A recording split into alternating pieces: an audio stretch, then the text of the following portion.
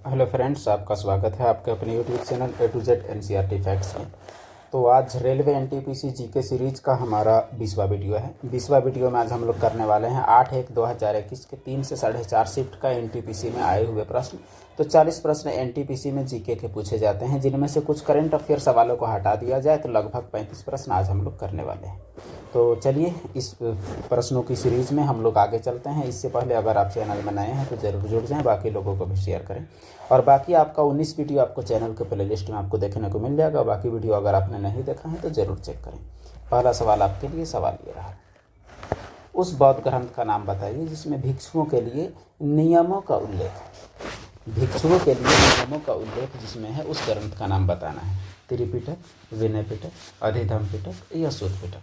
तो देखिए यहाँ पर बात यह है कि जितना भी यहाँ चारों धर्म ग्रंथ है, ये चारों के चारों आपका बौद्ध धर्म से है। और बौद्ध धर्म में एक जो धर्म ग्रंथ है वो है त्रिपिटक। और त्रिपिटक के कितने हिस्से हैं? तो 3 हिस्से हैं। तो ये तो 3 हिस्से हैं, तो तीनों में अलग अलग चीज़ें हैं। एक में आपका गौतम बुद्ध का जीवनी का वर्णन है, एक में दर्शन है और एक में भिक्षुओं के लिए नियम है। तो वही हम लोग को देखना है कि किस में क्या है। तो यहाँ सवाल पूछा है कि भिक्षुओं के लिए नियम कहाँ है, तो इसका सही जवाब है विनय पिटक। विनय का अर्थ आप ये समझ सकते हैं आचरण, यानी भिक्षुओं के लिए जितना भी आचरण संबंधी नियम है वो कहाँ है, तो विनय पिटक में है। और जो आपका सूत पिटक है वो तो आपका गौतम बुद्ध के पर आधारित है, यानी जीवन पर। और अधिधम्म पिटक जो है वो आपका बौद्ध धर्म के दर्शन पर आधारित है। तो ये तीनों मिला के आपका त्रिपिटक है। यह चीज़ आपको याद रखनी है। तो बौद्ध धर्म का ग्रंथ त्रिपिटक हमेशा त्रिपिटक तक ही सवाल पूछता है, लेकिन आज ये सवाल थोड़ा एक स्टेप आगे बढ़ गया है। अगला सवाल आपके लिए सवाल कहा गया है, संविधान के अन्य देशों से उधार लेने की विशेषताओं की आलोचना करते हैं। किसने कहा कि संविधान के मौलिक विचारों के संदर्भ में किसी को कोई भी विशेष अधिकार नहीं है? कहने का मतलब संविधान के मौलिक विचार जो हैं उसके संदर्भ में किसी को भी कोई विशेष अधिकार नहीं है। क्यों? क्योंकि संविधान की ज़्यादातर चीज़ें बाहर से ली गई। यह एक आलोचनात्मक कथन है। यह कथन किसका है? जवाहरलाल नेहरू, सरदार वल्लभ भाई पटेल, भीमराव अम्बेडकर, सी राजगोपालाचारी। तो इसका सही जवाब चलिए तलाश करते हैं। सही जवाब हो जाएगा डॉक्टर भीमराव अम्बेडकर। डॉक्टर भीमराव अम्बेडकर ने कहा है संविधान के मौलिक विचारों के संदर्भ में किसी के कोई विशेष अधिकार नहीं है। आपको बताएं कि हमारे संविधान की चीज़ें 10 अलग अलग देशों से ली गई हैं। अगला प्रश्न, इनमें से किस भारतीय राज्य में पवन ऊर्जा का उत्पादन सबसे अधिक होता है? महाराष्ट्र, कर्नाटक, उड़ीसा या तमिलनाडु। तो पवन जहाँ ज़्यादा चलती है वहीं पवन ऊर्जा का उत्पादन ज़्यादा हो सकता है, और जहाँ इसका संरचना भी है। तो यह राज्य कौन सा है? तो यह राज्य आपका तमिलनाडु है। तो तमिलनाडु में आपका पवन ऊर्जा का ज़्यादा सिस्टम है। तो पवन ऊर्जा यानी पवन चक्कियों का निर्माण कहाँ किया गया है ज़्यादा? तो आपका तमिलनाडु में किया गया है। बाकी भी जो तटीय क्षेत्र हैं जहाँ वायु प्रवाह ज़्यादा है वहाँ ये सब निर्माण किया जा रहा है। अगला प्रश्न, महात्मा गांधी ने राजनीति में किसको अपना गुरु माना था? बाल गंगाधर तिलक, गोपाल कृष्ण गोखले, लाला लाजपत राय या रायचंद भाई। तो महात्मा गांधी ने किसे अपना गुरु माना? तो सही जवाब क्या हो जाएगा? सही जवाब गोपाल कृष्ण गोखले। जब महात्मा गांधी 9 जनवरी 1915 को भारत लौटे, तो भारत लौटने के बाद सबसे पहले गोपाल कृष्ण गोखले से मिलते हैं और मिलने के बाद वही सलाह देते हैं कि आप पहले पूरे भारत का भ्रमण कीजिए ताकि आपको पता चले कि भारत में क्या चल रहा है क्या नहीं। और भ्रमण करने के बाद ही वे निष्कर्ष में पहुंच पाते हैं कि भारत के लिए कुछ करने की ज़रूरत है, और वक्त और माहौल ये तय करता है। अगला सवाल,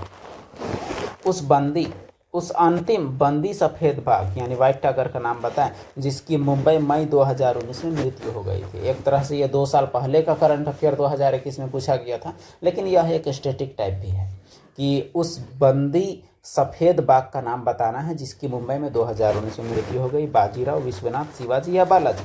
तो उस बाघ का क्या नाम रखा गया था? तो सही जवाब है बाजीराव। बाजीराव नाम करके उस बंदी सफ़ेद बाघ जो है जिसकी मृत्यु 2019 में मई 2019 में हुई थी।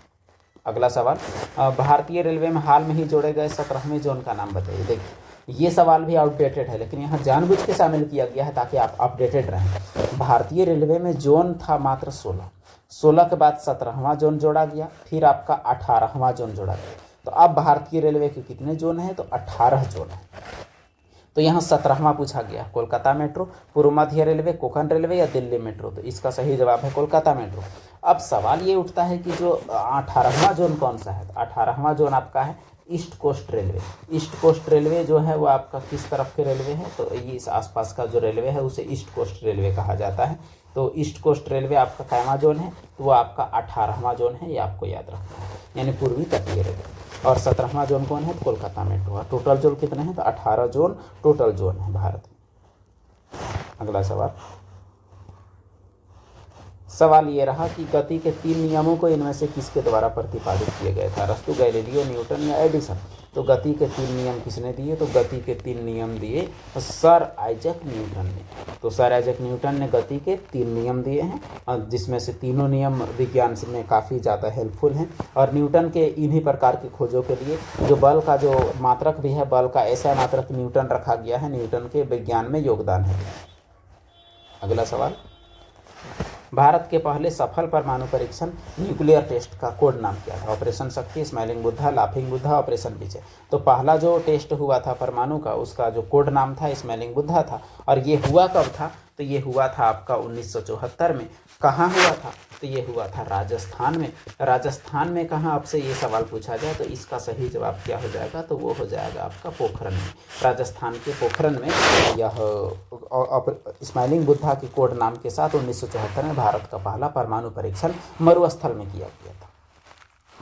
अगला सवाल, 27 अगस्त 1947 को संविधान सभा की बहस में किसने कहा कि मेरा मानना है कि अलग अलग निर्वाचन क्षेत्र अल्पसंख्यकों के लिए आत्मघाती हैं, कि अलग निर्वाचन क्षेत्र जो कहीं कहीं दिया गया है तो उससे अल्पसंख्यक को ही नुकसान होगा।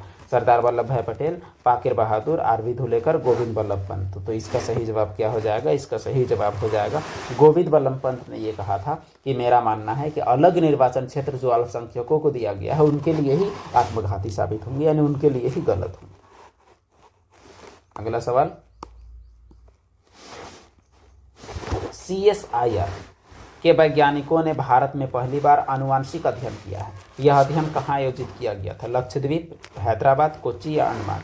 तो CSIR ने कहाँ भारत में पहली बार आनुवांशिक अध्ययन किया है, ये सवाल पूछा गया है। तो इसका सही जवाब क्या हो जाएगा, लक्षद्वीप। तो लक्षद्वीप अरब सागर में स्थित द्वीपों का एक समूह है जहाँ कुल 36 द्वीप हैं, और लक्षद्वीप की राजधानी कवरत्ती है जो कि कोरल रीफ से बना हुआ द्वीप है।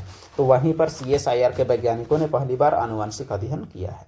अगला सवाल, कंप्यूटर का जनक किसे कहा जाता है, चार्ल्स बैचमैन, चार्ल्स एटनासॉफ, चार्ल्स बेबेज या एलन ट्यूरिंग। तो कंप्यूटर का जनक कहे जाने वाले वैज्ञानिक का नाम क्या है, तो वो नाम आपका चार्ल्स बेबेज है। चार्ल्स बेबेज को कंप्यूटर का जनक कहा जाता है। अगला सवाल, रॉलेट एक्ट के अंतर्गत निम्न में से कौन सा एक उपाय अपनाया गया था, खादी पहनने पर प्रतिबंध था, विदेशी सामान खरीदने के लिए विवश कर किया जा रहा था, मुकदमे के बिना कारावास, विदेश यात्रा पर प्रतिबंध। तो क्या किया जा रहा था रॉलेट एक्ट के तहत, तो रॉलेट एक्ट के तहत जो किया जा रहा था वह है मुकदमे के बिना कारावास, यानी बगैर ट्रायल के, बगैर कोर्ट में पेश किए डायरेक्ट जेल में बंद कर दिया जाता था। वो भी कितने साल के लिए, तो 2 साल के लिए बंद करने का अधिकार मिल गया था। और इससे भारत में होने वाले जो अंग्रेजी विरोधी आंदोलन थे उसे आसानी से दबाया जा सकता था। अगला सवाल, लिटमस विलियन किससे प्राप्त होता है, हाइड्रेंजिया, गोभी के पत्ते, लाइकेन या पिटोनिया। तो इसका सही जवाब क्या हो जाएगा, इसका सही जवाब जो आपका हो जाएगा वो है लाइकेन। तो लिटमस पेपर क्या होता है, लाइकेन से मिला हुआ हल्का गुलाबी रंग का एक पेपर होता है, और वो पेपर क्या बताता है, वो अम्ल और क्षार का टेस्ट करता है। तो अगर लिटमस पेपर जो है वह आपका नीला से अगर लाल हो जाता है, अगर नीला से, एक मिनट, अगर हम लोग नीला कलर से ही लिखे तो ज़्यादा बेहतर है, अगर वह नीला से लाल होता है, नीला से अगर वह लाल होता है तो एक कंडीशन बनता है, और एक कंडीशन बनता है लाल से नीला होने पर। तो बात यह है कि अगर नीला से लाल होगा तो इसका मतलब वो क्या होगा, वो अम्ल होगा, और अगर लाल से नीला होगा तो वो क्या होगा, वो क्षार होगा। इस प्रकार टेस्ट करने के लिए आराम से हो जाता है। अगला प्रश्न आपके लिए सवाल कहता है कि जो एक्सेल है, MS एक्सेल में कौन सी फंक्शन की एडिट मोड में जाने में मदद करती है, F3, F2, F7 या F5। तो बात यह है कि फंक्शन की 12 होते हैं कीबोर्ड की ऊपरी लाइन में। तो एडिट मोड यानी रीनेम के लिए कौन सा सही है, तो सही जवाब है F2। F2 से हम लोग एडिट मोड में चले जाते हैं, यानी इसे दोबारा में हम लोग एडिट कर सकते हैं। एडिट करने के लिए शॉर्टकट की हमारा क्या है, तो वो आपका F2 है। अगला सवाल, नोबल पुरस्कार विजेता, कैलाश सत्यार्थी इनमें से किस संगठन से जुड़े हैं? बचपन बचाओ आंदोलन, child relief and you, SOS village या बेटी बचाओ बेटी पढ़ाओ। तो यहाँ पहले आप कैलाश सत्यार्थी के बारे में थोड़े से जान लें। जो कैलाश सत्यार्थी हैं इन्हें 2014 में नोबेल मिला था, और नोबेल इन्हें मिला था पाकिस्तानी लड़की जो है एक सबसे कम उम्र की नोबेल प्राइज पाने वाली लड़की है मलाला यूसुफजई। तो इनके साथ ही मिला था कैलाश सत्यार्थी को। दोनों को अलग अलग चीज़ों में मिला, लेकिन शांति का नोबेल जो है वो दोनों को एक साथ दिया गया था 2014 में। तो कैलाश सत्यार्थी को जो नोबेल मिला वो आपका बचपन बचाओ आंदोलन के लिए मिला है। अगला सवाल, निम्न में से कौन सी रचना मुंशी प्रेमचंद द्वारा लिखी गई है? कामायनी, यम, चिदम्बरा या सेवा सदन? तो कौन सी रचना मुंशी प्रेमचंद द्वारा लिखी गई है? ये रहा आपका सवाल। तो इसका सही जवाब क्या हो जाएगा, वही हम लोग को तलाश करना है। तो प्रेमचंद के द्वारा लिखी गई जो है वो है सेवा सदन। इनमें से सेवा सदन मुंशी प्रेमचंद द्वारा लिखी गई है। तो मुंशी प्रेमचंद भारत के एक बहुत ही महान लेखक हैं, जिनके द्वारा लिखी गई किताबें, बहुत सारी किताबें आपसे पूछी जाती है। जैसे गोदान मुंशी जी के द्वारा लिखी गई किताब है प्रेम, ये उसके बाद दो बैलों की कथा इनके द्वारा लिखी गई किताब है। ईदगाह इनके द्वारा लिखी गई है। पूस की रात इनके द्वारा लिखी गई रचना है। इस प्रकार बहुत सारी रचनाएं हैं, जैसे कफन, तो आपको याद रखने का प्रयास करना है। अगला सवाल, BHEL भेल का पूर्ण रूप क्या है? तो Bharat heavy electrical limited, Bharat heavy electronics limited, bureau of heavy electronics limited, bureau of heavy electronics limited. तो BHEL जो कि स्टील के क्षेत्र में अपना कार्य करती है, भारत हेवी इलेक्ट्रिकल लिमिटेड, अच्छा ये इलेक्ट्रिकल के क्षेत्र में है, वो तो दूसरा है सेल गेल, वो दूसरा है स्टील वाला। तो भारत हेवी इलेक्ट्रिकल्स यानी इलेक्ट्रिकल के क्षेत्र में हेवी इलेक्ट्रिकल्स का उत्पादन करने वाला जो कंपनी है BHEL होता है। अगला सवाल, कोबोल का पूर्ण रूप क्या है? तो ये कंप्यूटर प्रोग्रामिंग लैंग्वेज से सवाल है। Computer basic operation language, computer business organize language, common business oriented language, computer business oriented language. तो कोबोल जो है इसका पूर्ण रूप क्या है? तो सही जवाब आपका हो जाएगा common business oriented language COBOL है। इसे बिजनेस पर्पस के लिए ज़्यादा यूज किया जाता है। अगला सवाल, ये शायद न्यूमेरिकल का प्रश्न हो गया। 14 kg द्रव्यमान और 28 मीटर वेग वाले पिंड का संवेग क्या होगा? देखिए, संवेग होता है P बराबर होता है आपका mv यानी द्रव्यमान गुनी वेलोसिटी। तो द्रव्यमान कितना है 14 और वेलोसिटी कितना है आपका 28। तो और इसका kg मीटर पर सेकेंड आपका हो जाएगा इसका यूनिट। तो 14 का 28 से गुना कर दीजिए, 14 अठे हो जाएगा आपका 112 और 114 अठे 112 हुआ तो 2 लिख दिए, हाथ में 11 बचा। तो 14 दूनी 28, 28 11 39, तो 392 kg मीटर पर सेकेंड आपका सही जवाब होना चाहिए। तो देखिए 392 kg पर मीटर सेकेंड इसका सही जवाब है। अगला सवाल, इंडियन हाई स्कूल के छात्रों की एक टीम द्वारा निर्मित पहले छात्र उपग्रह का क्या नाम है, जिसे नासा द्वारा लॉन्च किया गया? एनुसेट, शर्मसाट, प्रथम या कलाम सेट? तो जो पहला स्टूडेंट उपग्रह है उसका नाम क्या है? तो उसका नाम आपका कलाम सेट है। कलाम सेट नामक उपग्रह भारत का पहला छात्र उपग्रह है, जिसे नासा द्वारा प्रक्षेपित किया गया है। अगला सवाल, वह क्षेत्र जहां किसान केवल सब्जियों में विशेषज्ञता रखते हैं, सब्जियों के स्पेशलिस्ट, सब्जी का ही ज़्यादा उत्पादन करते हैं, इस प्रकार की खेती क्या कहलाती है? सहकारी खेती, सामूहिक खेती, मिश्रित खेती या ट्रक खेती? Truck farming. तो इसका सही जवाब है ट्रक फार्मिंग। ट्रक फार्मिंग सब्जियों की खेती में महारत जो होती है, सब्जियों की ज़्यादा खेती होती है, उसे ही ट्रक फार्मिंग का संज्ञा दिया जाता है। अगला प्रश्न आपके लिए सवाल कहता है, अकुशल श्रमिकों के प्रवास का निम्न में से क्या कारण है? अकुशल श्रमिक जो एक जगह से दूसरे जगह चले जाते हैं रोजगार की तलाश में, उसका क्या कारण है? आबादी, प्रदूषण, निर्धनता या पर्यावरण? तो क्यों जाते हैं वो? तो इसका तो सॉलिड कारण आपका हो सकता है गरीबी। गरीबी जो है वो बेरोजगारी से गरीबी उत्पन्न होता है, और वही गरीबी से दूर करने के लिए, रोजगार पाने के लिए वे प्रवास करते हैं और शहरों में जाते हैं। अगला सवाल, 1920 में किस आंदोलन को असहयोग आंदोलन के साथ जोड़ा गया? होम रूल, स्वदेशी, खिलाफत या अगस्त क्रांति? तो इसका सही जवाब क्या हो जाएगा? सही जवाब हो जाएगा खिलाफत आंदोलन। आपको पता होना चाहिए कि खिलाफत आंदोलन में भी अंग्रेज ही दुश्मन थे। खिलाफत आंदोलन चलाया गया था इटली के तुर्की के खलीफा के सपोर्ट में चलाया गया था, और भारत में इस आंदोलन के जो सूत्रधार थे वो अली बंधु थे। अली बंधु, वो दो नाम आपको याद रखना है, एक मोहम्मद अली और एक शौकत अली। मोहम्मद अली और शौकत अली ये दोनों अली बंधु इस आंदोलन को चलाए थे। और महात्मा गांधी ने यह मौका देखा कि उस मामले में भी दुश्मन ब्रिटेन और हम लोग के मामले में भी ब्रिटेन, तो इस प्रकार मुस्लिमों का सहयोग करके आंदोलन का मजबूत किए ताकि असहयोग आंदोलन अंग्रेजों के खिलाफ और मजबूत हो जाए। अगला सवाल, ग्रीन हाउस गैसों का सबसे बड़ा उत्सर्जक क्षेत्र कौन है? कृषि, कूड़ा करकट, ऊर्जा या लैंड यूज चेंज? तो इसका सही जवाब क्या है? ग्रीन हाउस गैस यानी तापमान बढ़ाने वाली गैसों का सबसे बड़ा उत्सर्जक आपसे पूछा गया है। तो इसका सही जवाब क्या हो सकता है? सही जवाब आपका है ऊर्जा। ऊर्जा के क्षेत्र में कहने का मतलब ये हुआ कि जो आपका बिजली का अप्लायंस है, बिजली बनाने की विधियाँ हैं, तो बिजली का अप्लायंस जब हम लोग यूज करते हैं एनर्जी का, तो उसमें आपका क्लोरोफ्लोरोकार्बन से रिलेटेड और भी बहुत सारे ग्रीन हाउस गैसें, कार्बन डाइऑक्साइड आपका उत्पन्न होता है, वो भी बहुत सारी चीज़ों में आपका ऊर्जा के क्षेत्र में सबसे ज़्यादा ग्रीन हाउस गैसों का उत्सर्जन होता है। और विश्व का तापमान बढ़ रहा है जिसे ग्लोबल वार्मिंग भी कहा जाता है। अगला सवाल आपके सामने, विश्व का सबसे लंबा रेल मार्ग कौन है? ट्रांस साइबेरियन, ट्रांस कैनेडियन या यूनियन पैसिफिक या ऑस्ट्रेलिया ट्रांस कॉन्टिनेंटल? तो सबसे बड़ा रेलवे मार्ग जो आपका है वो कौन सा है? वो ट्रांस साइबेरियन रेलवे रूट है, जिसकी कुल लंबाई की अगर बात करें तो वो आपका 9300 किलोमीटर है। और सफ़र के दिनों की बात करें तो वो 7 दिनों का सफ़र होता है, जो कि पूरा रूस को कवर करता है। अगला सवाल, असम में सबसे पहला तेल का कुआं कहाँ खोजा गया था? मरान, होचीजान, हुगरीजान या डिगबोय या नाहरकटिया या रुद्रसागर? तो सबसे पहले असम में तेल का कुआं खोजा गया तो वो डिगबोय में खोजा गया। डिगबोय अभी भी तेल उत्पादन के लिए काफ़ी प्रसिद्ध है। नाहरकटिया और ये दोनों के दोनों आपका तेल कुआं के लिए प्रसिद्ध है, लेकिन सबसे पहले खोज हुआ कहाँ? तो डिगबोय में खोज हुआ है। भारत में तेल उत्पादक की जगह की बात की जाए तो एक असम का डिगबोय और एक आपका मुंबई है जो कि अरब सागर में स्थित है। मुंबई से लगभग 176 किलोमीटर की दूरी पर। ये दोनों चीज़ें आपको पेट्रोलियम के क्षेत्र में कभी भी सवाल पूछे तो ये दोनों आप लिख सकते हैं। अगला सवाल, निम्न में से किस धरोहर स्थल में वास्तुकला की द्रविड़ स्थापत्य शैली है? तो साउथ में आपका द्रविड़ शैली चलता है। तो द्रविड़ शैली कहाँ है? एलोरा, हम्पी, कोणार्क या खजुराहो? ये सवाल आपसे पूछा गया है। तो सही जवाब इसका क्या हो जाएगा? हम्पी। और हम्पी क्या है? तो हम्पी आपका विजयनगर साम्राज्य की एक निशानी है।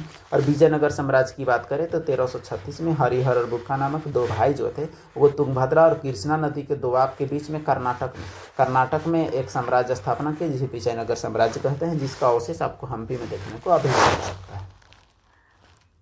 अगला सवाल, प्रकाश संश्लेषण के लिए किस गैस की आवश्यकता होती है? Carbon monoxide, hydrogen, carbon dioxide या ऑक्सीजन? तो प्रकाश संश्लेषण एक ऐसी प्रक्रिया है जिसमें सनलाइट का उपयोग करके और जो कच्चा मटेरियल है जैसे हाइड्रोजन का ऑक्साइड यानी जल और ऑक्सीजन का उपयोग करके जो ऊर्जा बनाती हैं क्या? पौधे। और यही ऊर्जा का मूल रूप से पर्यावरण में उत्पादन करती हैं और ये इसी का ऊर्जा तमाम जीवों में जाती है। इस प्रकार सनलाइट का ऊर्जा पौधों में और पौधे की ऊर्जा पूरी दुनिया में फैलती है और हम लोग जिंदा रहते हैं। तो यहाँ सवाल, इसी प्रक्रिया को प्रकाश संश्लेषण कहते हैं। सवाल पूछा है किस गैस की जरूरत होती है? तो जवाब आपके सामने है। जवाब है आपका किसकी जरूरत पड़ती है? अच्छा, इसमें जरूरत जो पड़ती है वो आपका कार्बन डाइऑक्साइड का पड़ता है और इसमें ऊर्जा के साथ क्या मिलता है? तो ऑक्सीजन मिलता है। तो हमें जो उसका उत्सर्जन है वो हमारे लिए प्राणवायु बन जाता है और यूज किसका करता है? तो कार्बन डाइऑक्साइड का करता है। इस प्रकार हमारा सही जवाब जो हो जाएगा वो आपका कार्बन डाइऑक्साइड होगा, गैसों। अगला सवाल, किस स्थान को nursery of the Bengal army कहा जाता है? बंगाल, उत्तर पूर्वी प्रदेश, पंजाब या अवध? तो nursery of the Bengal army कहे जाने वाले जो स्थान है वो क्या है? अवध। तो अवध का मतलब अवध के सैनिक बहुत ज़्यादा फेमस भी हुए हैं एक समय में। 1857 की क्रांति की भी अगर बात करें तो उस दौरान सबसे ज़्यादा सैनिक कहाँ से भाग लिए थे? तो अवध से भाग लिए थे। और उससे पहले भी अवध को ही nursery of the Bengal army कहा जाता है, क्योंकि बंगाल आर्मी में भर्ती सबसे ज़्यादा लोग कहाँ से ट्रेंड थे? तो वो आपका अवध से ही थे। अगला प्रश्न, अभी तक सबसे कम आयु वाले यूनिसेफ सद्भावना राजदूत का नाम बताइए। तो मिली बेबी ब्राउन, लियोनेल मेस्सी या लिली सिंह या प्रियंका चोपड़ा? तो सबसे कम उम्र के यूनिसेफ का जो राजदूत है, प्रियंका चोपड़ा भी रही हैं, लेकिन सबसे कम उम्र की कौन है? तो मिली बॉबी ब्राउन सबसे कम उम्र के यूनिसेफ के सद्भावना राजदूत रहे हैं, यानी ब्रांड एम्बेसडर कह सकते हैं। अगला सवाल, भारत में किस राज्य में उर्वरक की सबसे अधिक खपत होती है प्रति हेक्टेयर प्रति किलोग्राम? यानी प्रति हेक्टेयर सबसे ज़्यादा खपत कहाँ होती है? आंध्र प्रदेश, पंजाब, पश्चिम बंगाल या हरियाणा? तो सबसे ज़्यादा कृषि जहाँ होता होगा वहीं होगा, तो सबसे ज़्यादा कृषि आपका पंजाब में देखने को मिलता है, उर्वरक की खपत सबसे ज़्यादा वहीं होती है। अगला सवाल यहाँ कहता है कि फ्लैग ऑफ इंडिया 2002 के अनुसार ध्वज की स्थिति क्या होनी चाहिए जब सीधी रेखा में अन्य देशों के झंडे के साथ खड़े हों? तो कई देशों के झंडे जब खड़े होंगे, तो कई देशों के झंडे खड़े होंगे तो तिरंगा झंडा कहाँ खड़ा होगा, ये पूछा गया है। बीच में, दाएं छोर पर, बाएं छोर पर, पंक्ति में, कहीं भी। तो एक कोड है इसका भी, फ्लैग कोड ऑफ इंडिया से। तो इसका कोड क्या है? तो सही है दाएं छोर पर। दाएं छोर पर ये खड़ा होना चाहिए, तभी हमारा कोड जो फ्लैग का है वो पालन होगा।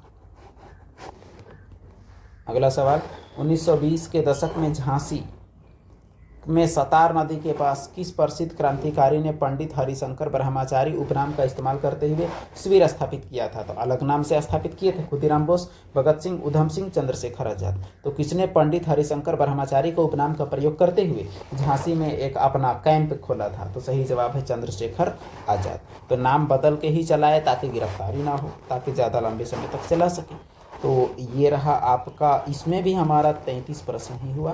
तो 33 प्रश्नों का सीरीज जो कि आपके एग्जाम में ज़्यादा से ज़्यादा प्रश्न सही करने में आपको मदद करेगा। तो वीडियो देखने के लिए आपका धन्यवाद। चैनल को सब्सक्राइब करें और बाकी लोगों तक इसे ज़रूर शेयर करें ताकि हमारे वीडियो को रीच मिले। तो ठीक है, फिर मिलते हैं हम लोग अगले वीडियो में नए सीरीज के साथ।